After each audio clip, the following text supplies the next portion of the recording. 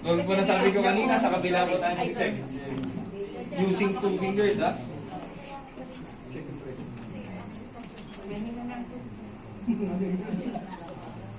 May pabawagain.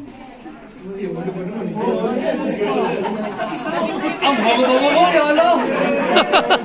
Labing is unresponsive. Labig clip is unresponsive. Ay tumawag si Control. Ma'am, ano na pong nangyayari dyan? Ba't di ka tumatawag? Tumawag na ako, sir. At sige.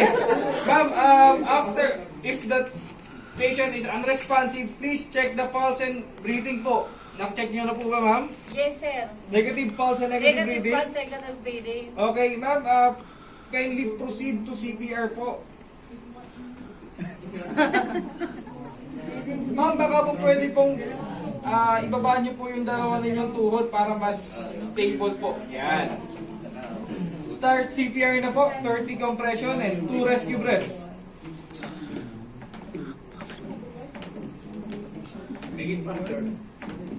Tingin po tayo sa pasyente. Firm lang po, stay firm. Diretso lang.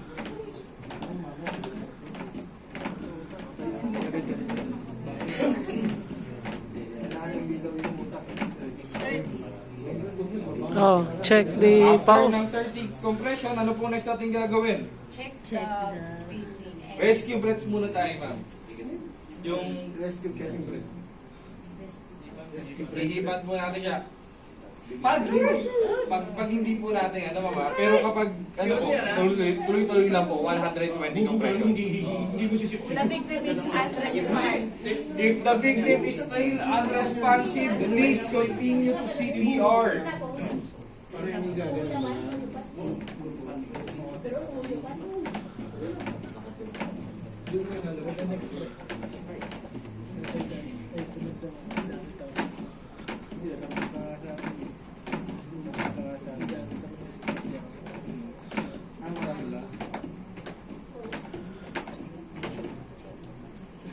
After giving compressions, ano po next natin gagawin? Check. Rescue breaths. Rescue breath muna. Rescue breath and check the pulse rate. Bango-bango mo yun. And Okay, so after po nun, let's assume po na positive na po ang pulse and breathing ni patient. Ano po next natin gagawin? Recovery, sir. Recovery position, no? Ano Hey, po? sir. Hey, sir, are you okay? Hey, sir, are you okay? Okay na po siya. okay na nga siya eh. Tatagilin na po natin siya, ma'am. Yan, to your side. Yan. Okay. Then, Yan. Hindi na gagano na, sir. Okay. Ngayon, yung sinasabi niya bakit di na nagagawin, no? Possible po kasi na may sugat siya sa likod, kaya i-check po natin siya. No?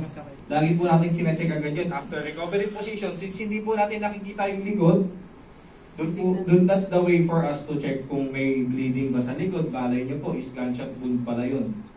No? Pag gunshot wounds po, ibang klaseng training naman po yun. No? So, after recovery position, ano po ang next natin gagawin? Hihinga siya. di. Okay lang yan. After recovery position, ma'am, antayin po natin yung... Yes. Pag natin kami yung ambulance, endorse nyo po sa kanya. Ano pong dapat gawin? I-endorse natin sa kanya kung ano po yung ginawa. Sir, bali nagkaroon po tayo ng overall, nasa 60 compressions and 4 rescue breaths. Kailangan mas malaman po nila yun para ma-endorse din po nila sa hospital. Yes. Kasi possible po, may ibang organs na pong nag-fail. So palakpakan po natin ulit.